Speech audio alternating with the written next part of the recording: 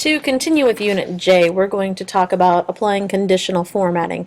And conditional formatting is when Excel will apply items to cells when specific criteria are met. You can think of it much like in iTunes when you could create a smart playlist and you could set the parameters and the delimiters of maybe genre or artist or song title or whatever other ones you came up with. It's much the same in Excel. So to access this, you'll go to Format and Conditional Formatting, but you need to have your cell parameters selected. And I'm just going to go, for the sake of showing you this, I'm going to go from cell B2 down to cell E7.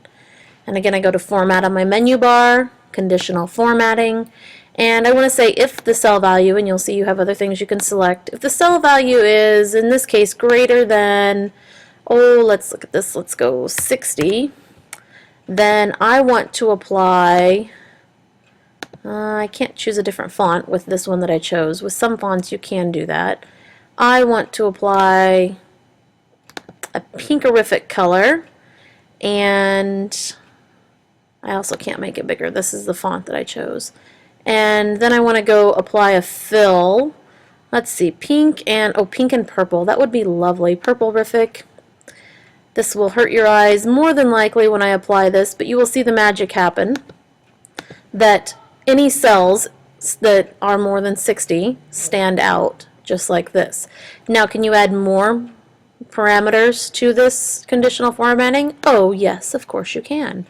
So again, select your range, Format, Conditional Formatting, and then just click the Add button, and the Add button will help you add more. So maybe in this case I want to say if a cell is less than, let's say less than 9, let's say less than or equal to. Less than or equal to 9. I don't even have any 9s on there, so I guess that doesn't matter. Let's do 10 so you can see that. Oh my goodness, wrong one. This one was 60. This one I want for 10. And we'll do something else that's just bright and out of control. We'll do a yellow background, and how about some blue colors? Go UNK for all you Loper fans out there. That's what this one will be. Now, normally when you would set conditional formatting, you would want it for your totaled items. You wouldn't do it for the original items, but for purposes of showing you, I can show that. Now, let's say you don't want conditional formatting. You're like, oh my gosh, why did I select this area? You can't just select that one area. Oh yeah, I guess you can. Well, never mind, I was wrong. You can just select that one area, and I can tell it to delete the parameters off of there.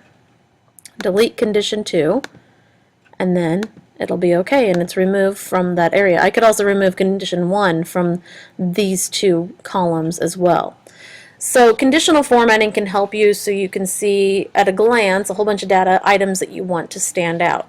When you're looking at something little like this, well, heck, it's pretty easy to look through it and sort through it. But when you have a whole page of items, that is when you'd want to use that. The next thing that Unit J talks about is sorting rows in a worksheet.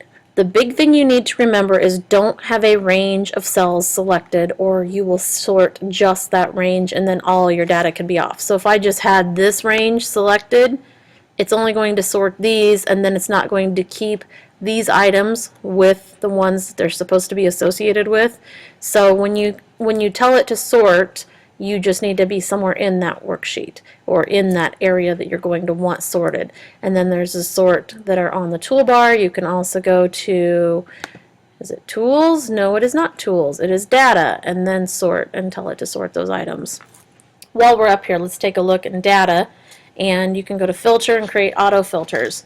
And what auto filters do is it just shortens down the amount of data you'd see. And for something little like this, I can't even really show you because we don't have that much data here.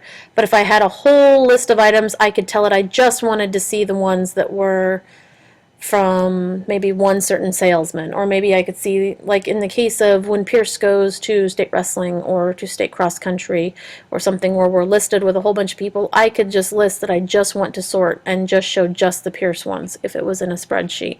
And that's what a filter would do. It just shows certain items. And again, your conditional formatting still stays on that.